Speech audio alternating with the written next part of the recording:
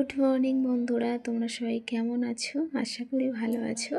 আবারও চলে আসলাম তোমাদের সামনে নতুন একটা ব্লগ নিয়ে। অনেক সকাল সকাল তোমাদের সামনে চলে এসেছি। দেখো, বসে গেছি ড্রাই ফ্রুটস নিয়ে। আসলে কি বলো তো বন্ধুরা, সকালবেলায় প্রথমেই আমার ওষুধ থাকে, তারপর আমাকে এই ড্রাই ফ্রুটসগুলো খেতে হয়। খুবই খারাপ লাগে খেতে, সত্যি কথা। আমি খেতে পারি না প্রথম থেকে ড্রাই ফ্রুটস, কিন্তু কি করবো বলো, খেতে তো হবে। তবে খেজুরটাতে আমার কোনো প্রবলেম নেই। প্রবলেম আমার আমন্ড খাওয়ার সময়। আমন্ডটা যেন আমি খেতে পারি না।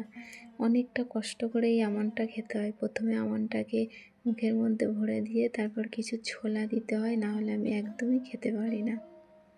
এত কিছু নিজের জন্য খাচ্ছি না, যে আমার মধ্যে আছে আমি তার জন্যই খেতে হয় আমার।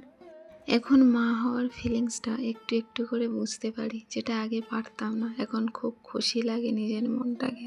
তো বন্ধুরা, আজ না সংসারে তেমন কিছু কাজ নেই, দুই একটা কাজ আছে, করে নেব। তারপর লাইভ আছে, লাইভ করে নেব। তারপর তোমরা দেখতে পাবে পরপর কি করতে থাকি আমি। চলো তোমরা দেখতে থাকো।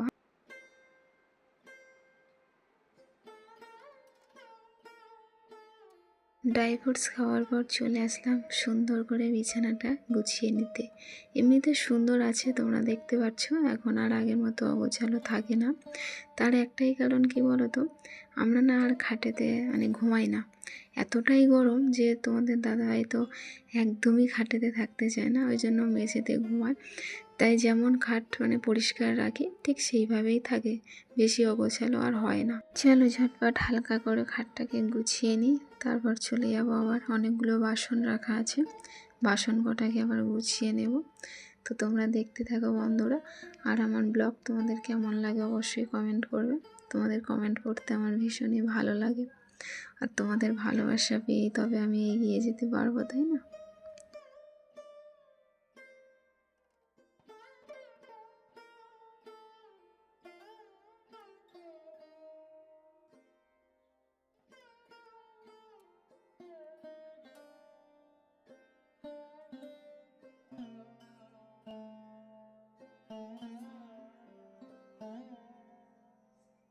বিয়ের পর থেকে এসে যতটা এনার্জি নিয়ে কাজ করতে পারতাম, এখন না আর অতটা কাজ করতে পারি না। কেমন যেন লেজি হয়ে গেছি। এই লেজি হওয়ার আরও একটা কারণ কী বলো তো, তোমাদের দাদাভাই অর্ধেকের বেশি কাজ করে রেখে যায়। তো দুই একটা কাজ পড়ে থাকে, সেগুলো করছি এইভাবে করতে গিয়ে এতটাই লেজি হয়ে গেছি যে আর কখনই বেলা হয়ে যায়, কি হয়ে যায় বুঝতেই পারি না, কাজগুলো রয়ে যায়। যেমন এই বাসনগুলো কখন ধুয়ে রেখেছিলাম, গুছাবো আর গুছানোই হয়নি। তো ফাইনালি এই গুছাতে চলে আসলাম। প্রতিটা কাজের প্রতি এখন কেন জানি না এমনটা হয়ে গেছি। এমনি শরীর দেয় না এখন, ঠিক কথা, তাও যতটুকু দেয় সেটাও পর্যন্ত করি না এত। এই ট্রেটা মায়ের ওখান থেকে নিয়ে আসার পর না অনেক সুবিধা হয়েছে, যেহেতু এতে বাসনগুলোকে রাখতে পারি সুন্দরভাবে গুছিয়ে। আগে ভীষণ না সমস্যা হতো, একটা সেই পলিথিনের মধ্যে রাখতে হতো, কেমন অগোছালো মনে হতো। তো এটা একটা ঝুড়ির মতো মনে হয় ট্রেটা, তো এটার মধ্যে রাখলে সুন্দর করে বাসনগুলোকে গুছিয়ে রাখা যায়, আর দেখতেও ভালো লাগে, জায়গাও খুব কম লাগে। বাসন গুছিয়ে চলে আসলাম। কিছু সবজি আছে, সবজিগুলোকে সুন্দর করে গুছিয়ে নেব খাটের নিচটাতে। যেহেতু সবজি রাখার কিছু কেনা হয়নি এখনও পর্যন্ত, দেখি কেনার ইচ্ছে আছে, কখন দিন হয়। আস্তে আস্তে তো সবই করতে হবে বলো, একসাথে তো সম্ভব না। এই সবজিগুলো না গাছেরই সবজি, কোনো কেনা সবজি না। এগুলো আগের দিন বিকালে তোমাদের দাদাভাই নিয়ে এসেছিলো, যেহেতু মা পাঠিয়েছিল, মা দিয়ে গেছিলো কিছুটা, তো তোমাদের দাদাভাই গিয়ে নিয়ে এসেছিলো। গাছের ছোট ছোট সবজি, বুঝতে পারছো, দারুণই টেস্ট হবে। তো চলো তোমাদের সামনে আবার পরে আসছি।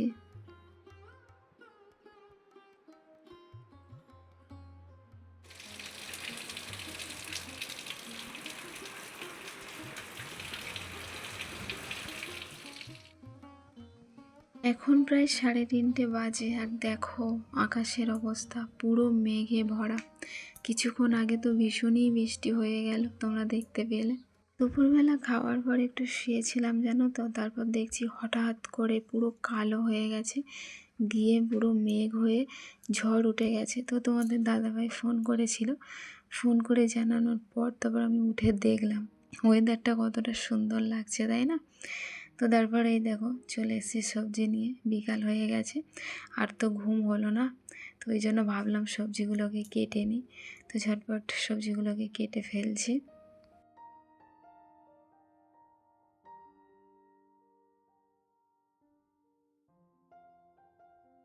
সেই ঝড় বৃষ্টি হওয়ার পর থেকে না কারেন্ট নেই, আর দেখো অন্ধকারের মধ্যে বসে কেমন সবজিগুলোকে কাটছি। বেশি কিছু রান্না করব না, দুটোই রান্না করব, সেফ সবজি ডাল করব আর একটু শাক ভাজা করব, যে মা শাক পাঠিয়েছিল ওই শাক ভাজা করব, আর বেশি কিছু করব না। জানি না কারেন্টটা কখন আসবে, সেই কখন থেকে কারেন্ট নেই আর গরমও করছে। দেখো তোমাদের সাথে গল্প করতে করতে দেখো আমার সবজি কাটাও কমপ্লিট হয়ে গেছে।